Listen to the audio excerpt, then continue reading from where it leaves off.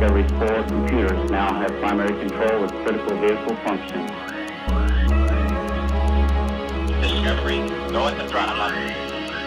The clock has started. 3, 2, 1, 0. Liftoff of mission 41D, the first flight of the orbiter Discovery, and the shuttle has cleared the tower. Так, всем привет, мои дорогие зрители, подписчики, а также гости моего канала.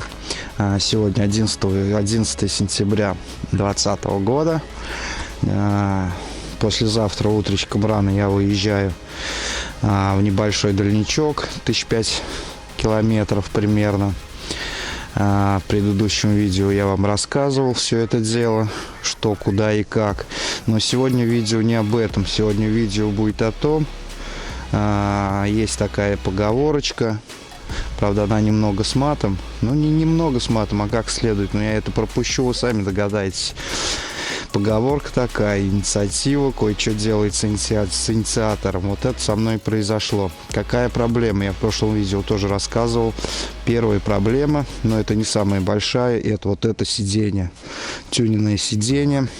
Оно расширенное примерно на сантиметров на 5 от оригинала. И плюс вот этот угол. Вот этот угол меня прям напрягает здорово. То есть двигаться я вообще не могу, он сзади припирает. И во-вторых, ширина сиденья.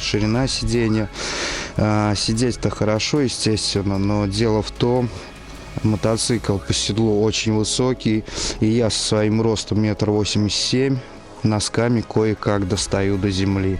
Вот это прям беда. Но эту проблему я решу вот этой вот подушечкой с Льюиса я заказывал. Вот такая вот, я где-то показывал в каком-то видео. Здесь вот такая система. Воздух перекатываться туда-сюда. Очень удобная. Я на оригинальной сидухе вот с этой подушкой вообще беды не знал, ездил. То есть сейчас я ее вот так вот прикреплю. И будет она здесь отлично. Но высота на Санцим на 2 еще подымется. Не знаю, как я буду им управлять. Сейчас посмотрим, это будет видно. Ладно, самая большая проблема — это вот этот ветровик. Тюненный ветровик. Он на 10 сантиметров выше оригинального и шире вот тоже примерно на 10 сантиметров, наверное. Дело в том, что я вчера ездил в Ульяновск, туда-сюда 255 километров вышло. И знаете, какое дело?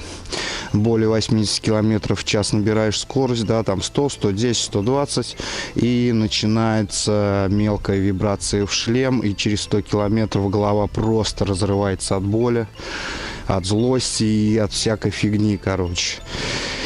Ой, вчера отписался я ребятам в группу по ТНРке ВКонтакте. Если есть у кого мотоцикл, я, может, ссылочку в описании оставлю этой группы. Вот. Ну, что тут?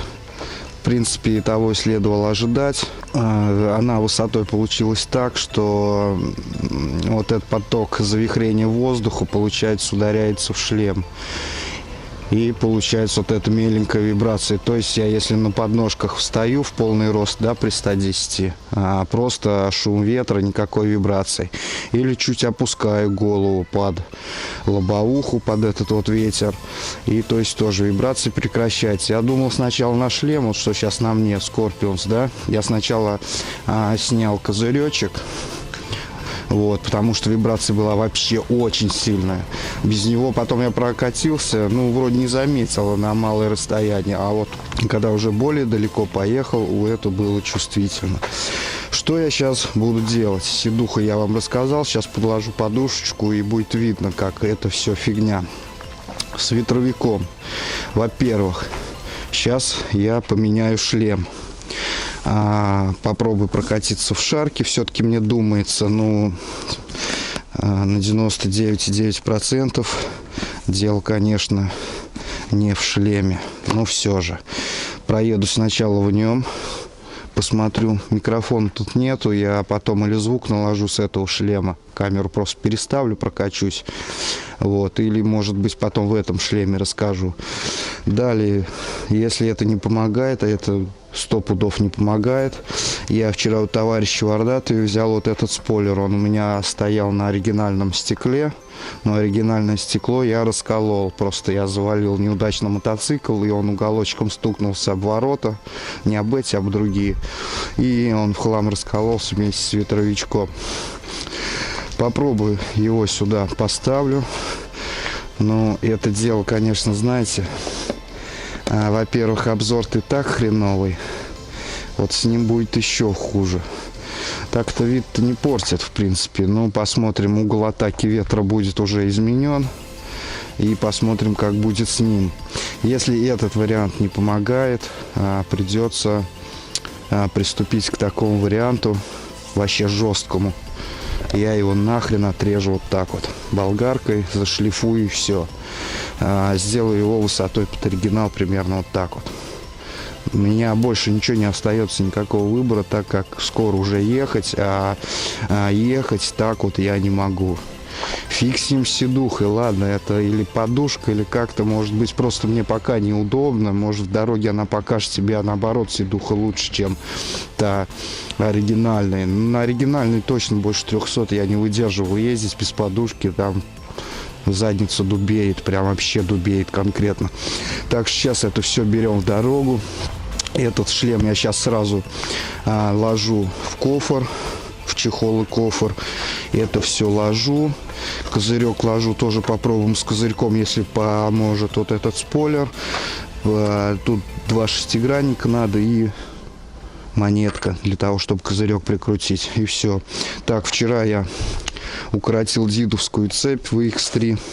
Она была 116 звеньев. Я сделал на 110, как положено. Это я беру в дорогу. Камеры запасные обязательно. И свечка. Свечка тоже обязательно. Это расходник на этом мотоцикле. Свечка меняется тут очень просто. Ничего разбирать не надо. Специально удобно все сделано. Свечка находится, вот она прям сбоку. Ключиком откручиваешь и все. Не надо ничего снимать даже тут. Так, давайте едем. Сейчас пока под музычку я прокачусь в том шлеме. И уже переодену тот шлем. Прикрутим, возможно, этот ветровик. И все я вам расскажу. Погнали.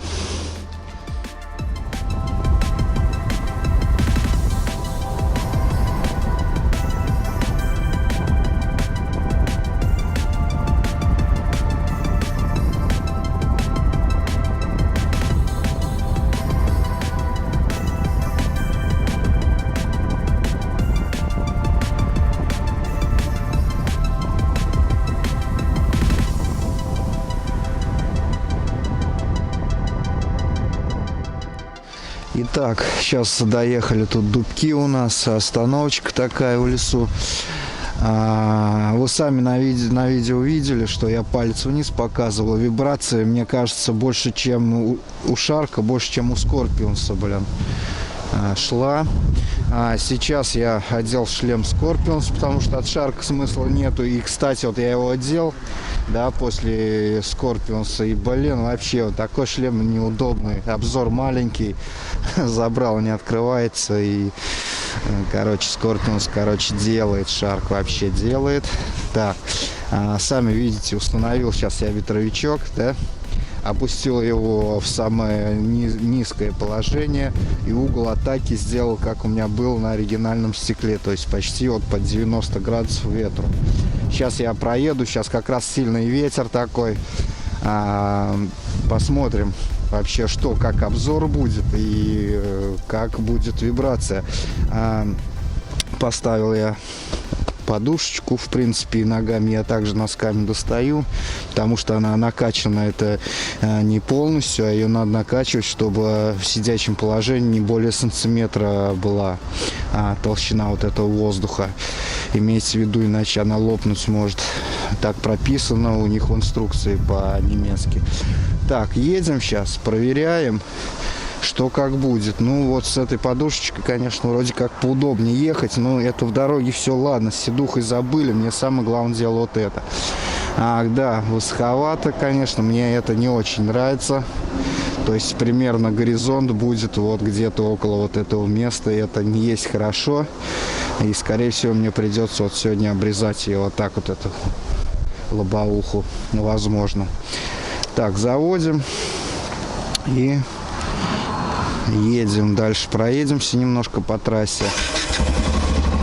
Посмотрим, что как. Да, очень высокая стала. Мне, конечно, это не нравится. Блин, я его криво еще поставил. По-моему, в правую сторону смотрит. Ладно, будем сейчас пробовать.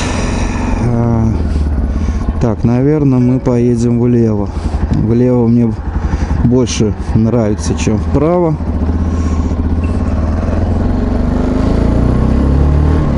Так, набираем скорость примерно 110 по GPS.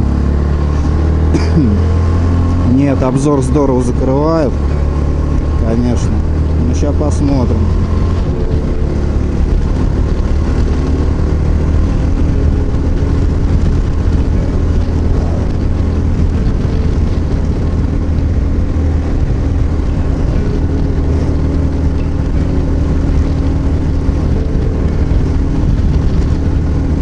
По ощущениям, вибрация, конечно, стала меньше.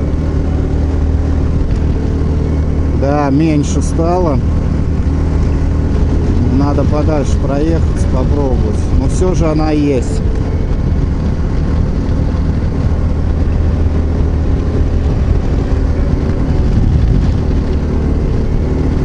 Все же она есть.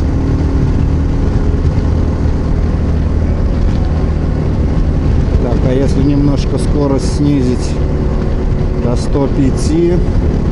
105, блин, навигатор вообще врет на 15 километров, ой, навигатор, спидометр на 15 километров завышает скорость. Вот 107 еду, да, 108, 109 по навигатору, вот 124, 125 показывал на спидометр. Так, ну, в принципе, куда ни шло еще вот с этим ветровичком ехать. Но мне обзорность не нравится. Обзорность не очень нравится.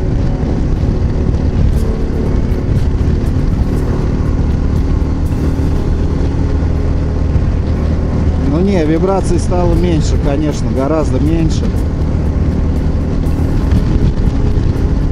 Тем более очень сильный ветер. Не знаю, может быть, ничего не делать. Так ехать.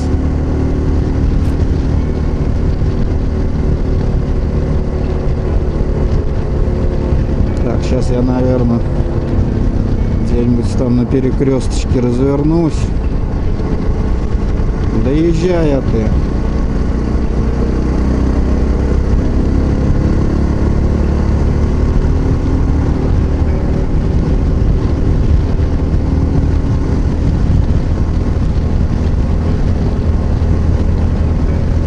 Вибрация есть, но поменьше, да. Так, вон туда до горы я сейчас доеду. Там развернусь, где Сурский район, граница с Корсунским районом.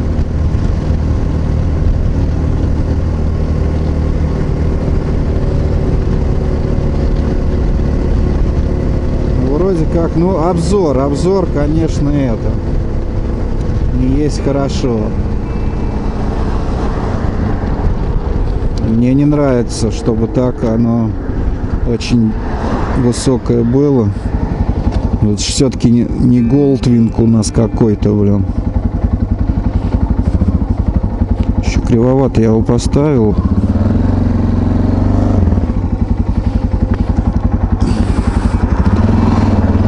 Ну, с подушкой сиденьем, конечно, удобнее. Ступенька поменьше стала. Не так она напрягает уже.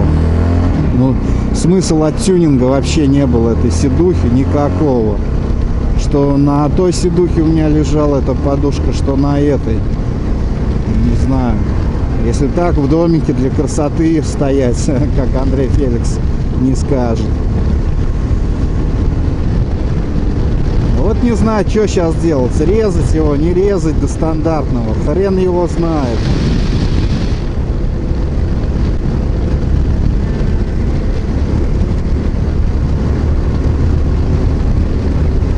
Нет, все равно есть меленькая вибрация, она чуть поменьше.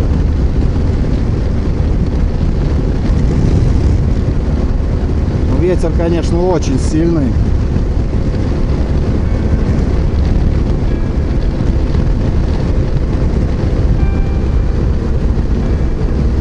Вот чуть нагибаешься, вибрации в принципе нет. Ну чё, будем пилить тюненную лобовуху. Сейчас отпилю я сантиметров на первый раз сантиметров 5. Попробую без ветровика, как будет, без спойлера, я имею в виду. И потом попробую со спойлером.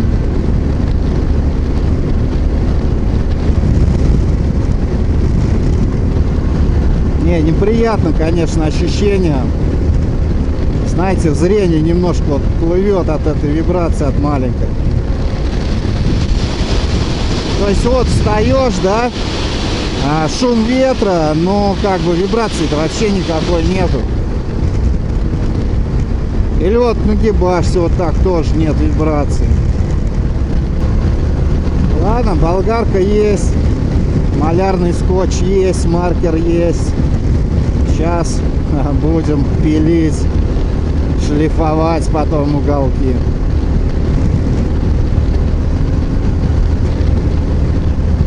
Больше ничего не остается делать, а так нереально просто ехать. Козырек смысл пока, я думал, может сейчас будет лучше, козырек один, но если я сейчас одену козырек, это вообще будет капец. И знаете, я что заметил, да, раньше такого не было. Пристраиваешься сзади к фуре, да, ну там 90-80 км в час за ней едешь. И вот эта турбуленция от фуры воздуха начинает до такой степени колбасить, прям руль ходит влево-вправо, влево-вправо. У меня раньше такого не было ни хрена. Ну, то есть, возможно, кроме вот этой лобовухи, да, возможно, еще сзади и кофр влияет на это хождение, потому что все-таки он большой сзади. Ну, нагружу, скорее всего, когда мод полностью, он, наверное, получше будет ехать, потому что вес будет тяжелее.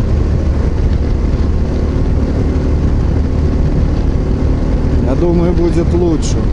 Ладно, сейчас пилим лобовуху. Больше я не вижу вариантов вообще. Сейчас нереально мне найти стандартную лобовуху за столь короткий промежуток времени. То есть будем пилить и смотреть, как дальше что будет. Ладненько. Итак, открутил я спойлер. Сейчас, наверное, я сантиметров 5 болгаркой отрежу. Так думаю, прокачусь. И потом, может, даже еще 5 отрежу. Так как стандартный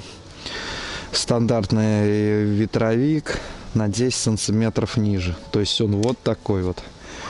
И узкий он вот так вот идет. Сейчас посмотрим. 5 отрежем. Я пока не буду тут ничего больно его шлифовать. Посмотрим.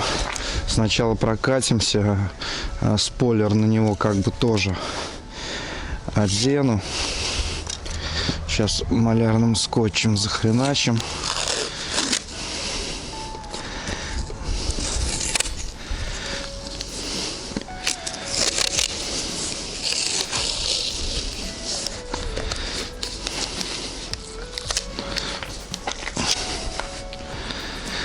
Смысла я не вижу его снимать. Я сейчас просто мотоцикл накрою тряпочком, искр-то все равно здесь не будет.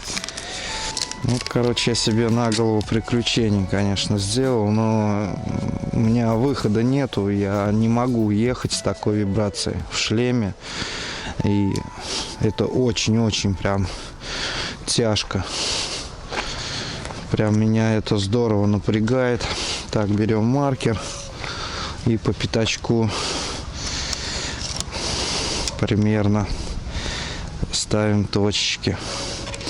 А потом, чтобы было все ровно, вот эту вот верхушку приложить сюда и уже по нему сделать кантик и вырезать.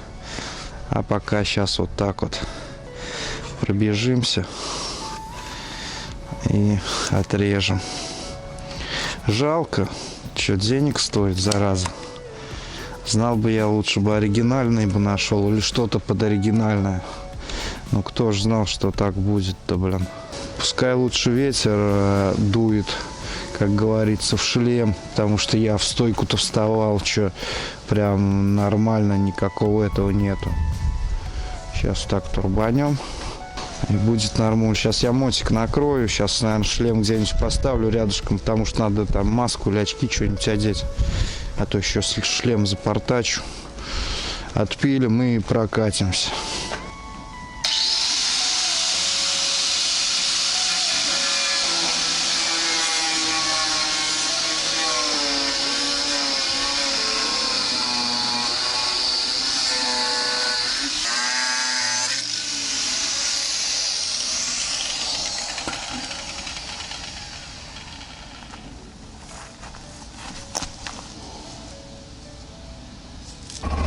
Итак, сейчас опять выйдем на ту же трассу. Я взял с собой спойлер, опять же, с ключиками.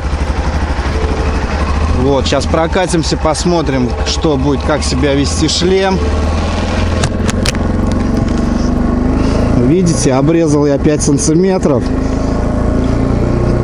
Пока ничего не отклеивал, никакой скотч смысла нету. Возможно, еще будем отрезать, а возможно и нет. Вот даже сейчас у меня обзор улучшился в разы, блин. Даже вот с этим скотчем, который приклеен, уже я чувствую, как-то на нем свободней. Возможно, сейчас и вибрация пропадет, потому что реально, может быть, и ветер совсем по-другому сейчас играть. Блин, не оделся я потеплее. Зря. Ну что я вам могу сказать? Вибрация стала меньше. Намного меньше, чем даже со спойлером на высоком этом. Это уже чувствуется. Но все же я, наверное, еще сантиметра 2-3 отрежу. Сейчас что по тому кусочку все отмерю, чтобы все красивее было, ровненько. Вот. Сейчас вот я еще спойлер одену, также вот сейчас на остановочку, на стоянку у нас тут в лесу заеду, прикручу еще с ним, прокачусь, попробую. Возможно, пилить-то ничего не надо будет. Ну уже сейчас вот нормально, уже зрение, я чувствую, нету такой вибрации. Видите, 5 сантиметров как дало. Какой результат получился. И, кстати, вот я фирму смотрел, там типа писали не то Гиви, не то, я уж не помню какую. Ну ни хрена там я не видел нигде, чтобы было это пропечатано, что это Гиви. Там что-то вообще другое, какой-то ГС, что-то. Сейчас я прочитаю, вот слезу. То есть тут ни Гиви, ничего, я не знаю. Ну, само по себе стекло-то такое, толстенькое, хорошее. Вот тут написано Plexigloss GS какой-то. Больше тут никаких обозначений на этом стекле нету. Так, сейчас спойлер прикручиваем, едем назад, пробуем. Итак, прикрутил я ветровичок. Но высоковато все равно не нравится мне. Сейчас посмотрим, проедемся, как с ним будет. Высота, конечно, да, высоко, высоко. Повыше того, что было стекло, которое я обрезал.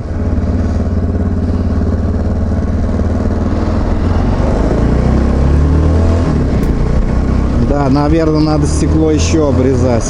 Ну, сейчас посмотрим по счету вибрации, что будет. Как раз вот сейчас встречной ветер сильный. турбуленция больше будет.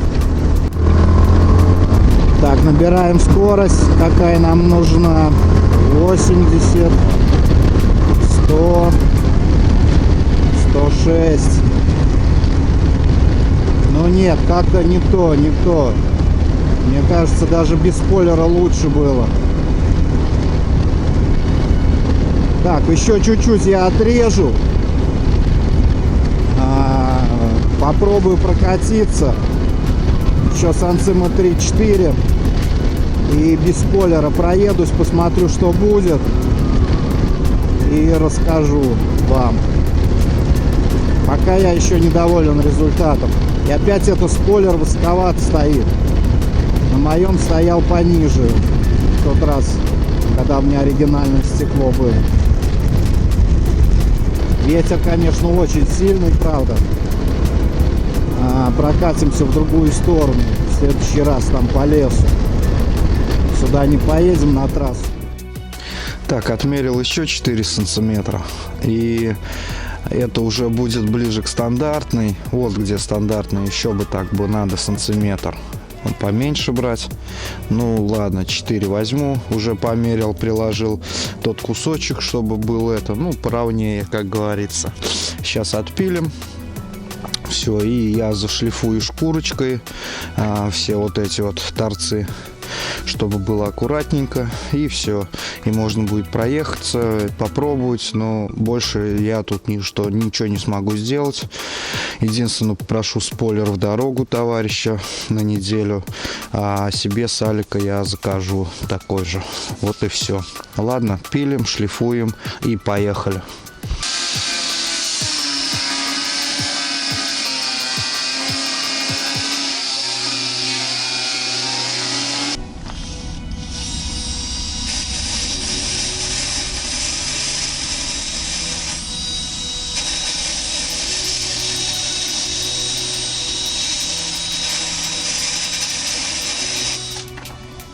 Итак, все, обрезал лобовуху, грубо говоря,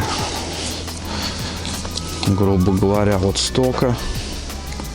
Вы понимаете, да, это дофига, это 9 сантиметров. Вот она вот так была. Я ее обрезал и почти довел до состояния оригинальной высоты. Но еще бы надо было сантиметр отрезать. Но я не стал, я думаю, из-за сантиметра тут не так уж и много чего изменится. И та была лобовуха, то есть она вот такая аккуратненькая была. Вот так вот шла. А это просто широкая. Попробую сейчас прокатиться. Ну, я думаю, будет нормально. В принципе, ветер только очень прям сильный. Порывы сильные. Ну, не знаю, прокачу. Сейчас посмотрю, потеплее, только одеться надо. А, еще, кстати, знаете, я что сделал? Когда крыло это устанавливал, у меня вот этот зад крыла почти задевал за эти болтики. Я феном чуть-чуть вот здесь подогрел строительным и выгнул. И сейчас, то есть, тут почти сантиметр есть расстояние. Ну и все вроде бы. Сейчас катнусь. В принципе, его, наверное, я намою завтра, может, сегодня. Буду навешивать кофры. Я, наверное, следующее видео сниму. Сейчас еще мы прокатимся по-быстрому, я скажу результат. Ну, ветер очень сильный, но, в принципе, все равно попробую я там участочек проехать где-нибудь 100-110 км в час. И посмотрим. Ну, все равно эффект будет в любом случае лучше, чем был. Ну, так, аккуратненько получилось. В принципе, ничего такого нету. Колхозно уж сильно. Просто выглядит он уже как-то, как будто подстригли его. Вот как я. Подстригли. О, так же и тунерка. Ладно, сейчас прокатимся и поедем дальше.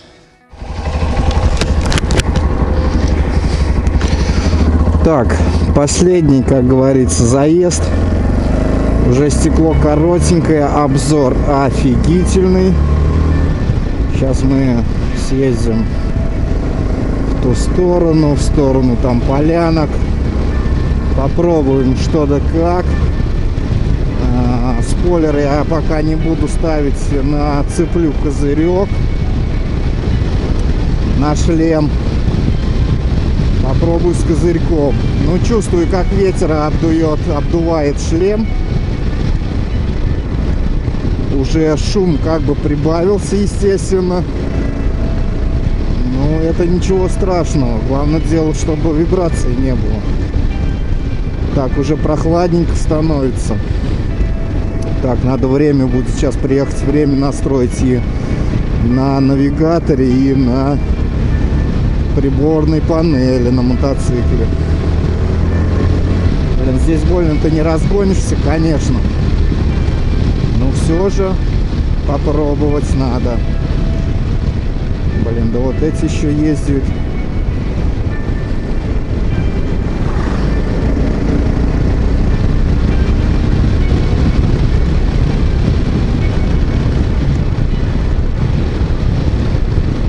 Возможно, спойлер и не нужен будет вообще. Ну, прикрутим потом.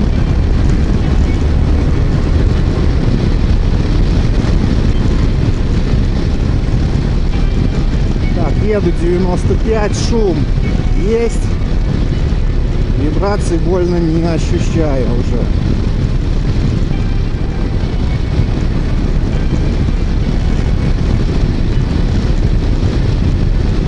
Здесь вот опасный спуск у нас, тут кабанчики бывают, нет-нет, перебегают дорогу.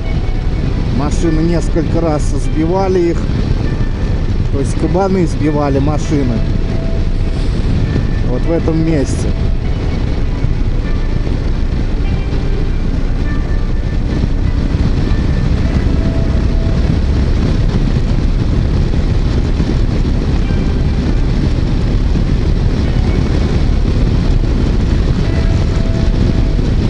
Нет, уже, конечно же, лучше, да.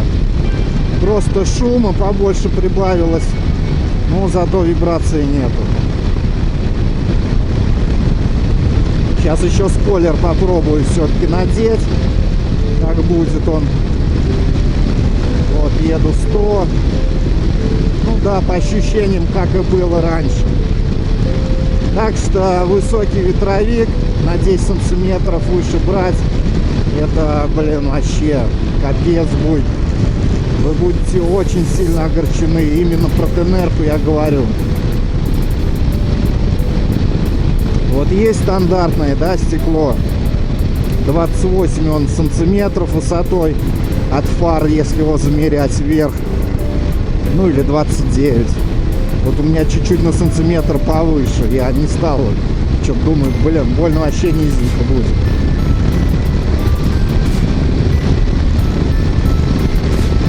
Изумительно, только шум ветра и никакой вибрации нету. Все, что я хотел, то и сделал. Отлично. Спросите меня, зачем ты типа заказывал это? Тюненный, высокий. Смысл какой? Ну, потому что у меня вообще никакого не было. Я у товарища заезжал в гараж, там был приступок, такая ступенька. Переднее колесо заехало. А второй надо было газку побольше дать. Я побоялся там врезаться, потому что там все было тютелька в тютельку. И он у меня заглох, назад чуть покатился, а ногами, естественно, я не достал, так как переднее колесо было уже выше. И он у меня пошел в правый бок. И, ну, я его не удержал, он был полностью груженный. Потому что спину надорвать я не вижу в этом смысла. Конечно, если бы стоял тот оригинальный, я бы ничего и не брал, и не покупал. Меня все устраивало, со спойлером он стоял. Вообще красота.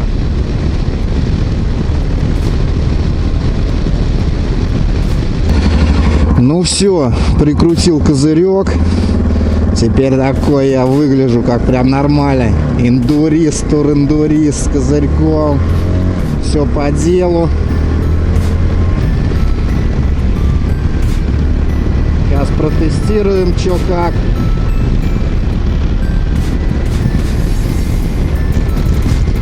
Блин, ветер прям вообще капец. Сейчас тут прямая пойдет, немножко проедемся, посмотрим. Ну, вибрации, возможно, при этом ветре-то в любом случае будут. Как-никак.